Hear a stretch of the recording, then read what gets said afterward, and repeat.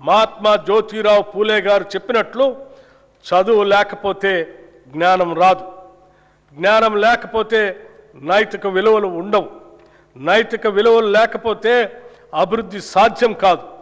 సమాజంలోని అట్టడుగు వర్గాలకు చదువు ఒక్కటే ఉంటే ఇవన్నీ లభిస్తాయి. నిజమైన విద్య సాధికారతనిస్తుంది.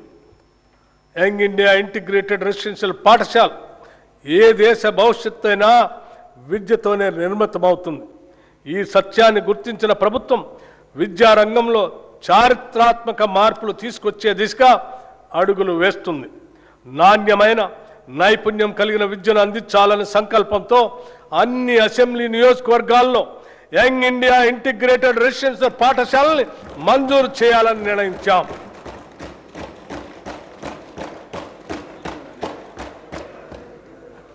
తెలంగాణ సమాజం ఒక ఉమ్మడి వసుదైక కుటుంబంగా SC, ST, BC, minority, OC విద్యార్థులు ఒకే చోట చదువుకునేందుకు వీలుగా అధునాతన వసతులతో 105 యంగ్ ఇండియా ఇంటిగ్రేటెడ్ రెసిడెన్షియల్ పాఠశాలలు నిర్మిస్తున్నాం.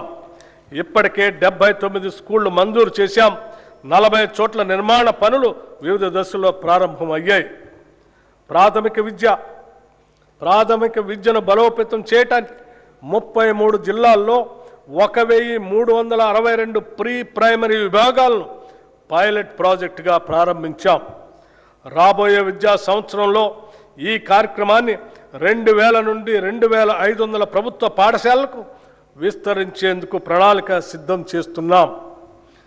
బాలికల విద్యను ప్రోత్సహించేందుకు 2025-26 విద్యా సంవత్సరంలో 93 కస్తూర్బా గాంధీ బాలిక విద్యాలయాలను యంగ్ ఇండియా ఇన్స్టిట్యూట్స్ ఆఫ్ ఎక్సలెన్స్గా ప్రకటించి 120 కేజీబీవీలను ఇంటర్మీడియట్ స్థాయికి పెంచాం. తెలంగాణ పబ్లిక్ స్కూల్స్ ఎంపిక చేసిన ప్రస్తుత ప్రభుత్వ పాఠశాలను ఆధునిక మౌలిక సదుపాయాలు, శిక్షణ పొందిన ఉపాధ్యాయులు, డిజిటల్ సదుపాయాలు, ప్రత్యేక రవాణా వ్యవస్థలతో అన్ని వనరులతో కూడిన క్యాంపస్గా అభివృద్ధి చేయాలని ప్రతిపాదించాం. ప్రీ ప్రైమరీ నుండి 12వ తరగతి వరకు 1500 మంది విద్యార్థులకు విద్య అందించబడుతుంది తెలంగాణ పబ్లిక్ స్కూల్స్లో. అధ్యక్ష, విద్యార్థులకు పౌష్టికాహారం మానవ మనుగడకు అంతిమ లక్ష్యం మేధస్సును పెంపొందించుకోవటమే. ఈ కార్యక్రమాల ద్వారా తెలంగాణ ప్రభుత్వం ప్రతి బిడ్డ, ప్రతి బాలిక, ప్రతి విద్యార్థి కలలకు జీవం పోస్తుంది. తెలంగాణ విద్యార్థులు ఎదిగితే తెలంగాణ రాష్ట్రమే దేదీప్యమానంగా ఎదుగుతుంది.